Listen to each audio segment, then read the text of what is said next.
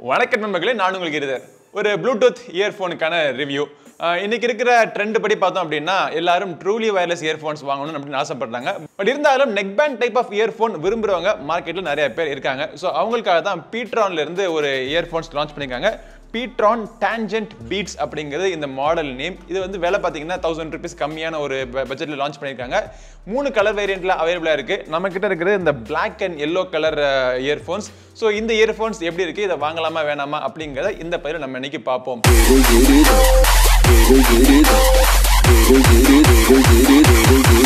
Box packaging பார்த்தீங்கன்னா எப்பயும் போல பீட்ரான்ல இருந்து வரக்கூடிய ப்ராடக்ட்ஸ்லாம் எப்படி இருக்குமோ அதே மாதிரி ஒரு பாக்ஸ் பேக்கேஜிங் கொடுத்துருக்காங்க. பின்புறத்தில் பல இன்ஃபர்மேஷன் போட்டிருக்காங்க. பாஸ் பண்ணி அதை வாசிக்கணும்னா நீங்கள் வாசிக்கலாம்.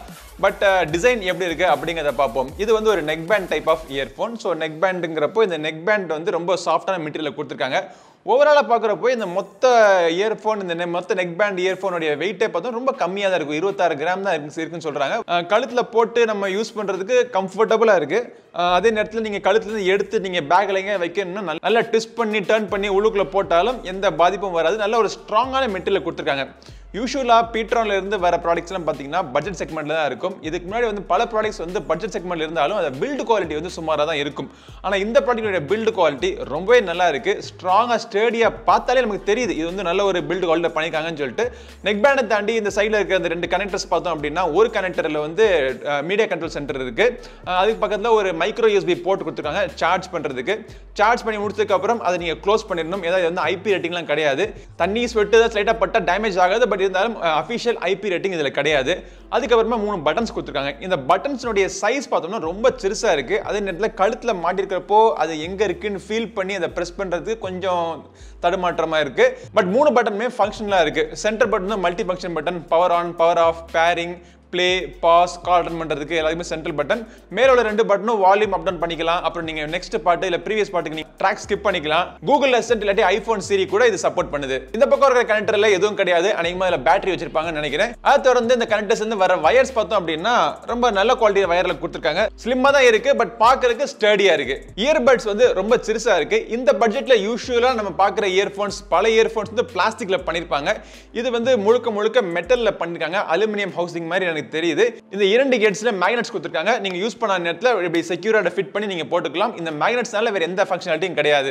ரொம்ப லைட் வெயிட்டா இருக்கு, கம்ஃபர்ட்டபிளா இருக்கு. உங்களுடைய காதோட சைஸுக்கு ஏத்தாப்புல ஃபிட்டிங் வேணும் அப்படின்னா அந்த சைஸுக்கு ஏத்தாப்புல இயர்பட்ஸ் நீங்க பாக்ஸ்ல இருந்து நீங்க எடுத்து நீங்க போட்டுக்கணும். சரி, சவுண்ட் குவாலிட்டி எப்படி இருக்குங்கிறத பார்ப்போம். சவுண்ட் குவாலிட்டி எப்படி இருக்கு அப்படிங்கறத நான் 2 விதமா சொல்றேன். ஒன்னு வந்து இது வந்து பட்ஜெட் செக்மெண்ட்ல பாக்குறவங்களுக்கு, இந்த 1000 ரூபாய் கம்மியான ஒரு இயர்ஃபோன் பார்த்துட்டு இருக்கவங்களுக்கு சவுண்ட் குவாலிட்டி எப்படி இருக்கும்னா சவுண்ட் குவாலிட்டி நல்லாவே இருக்கும்.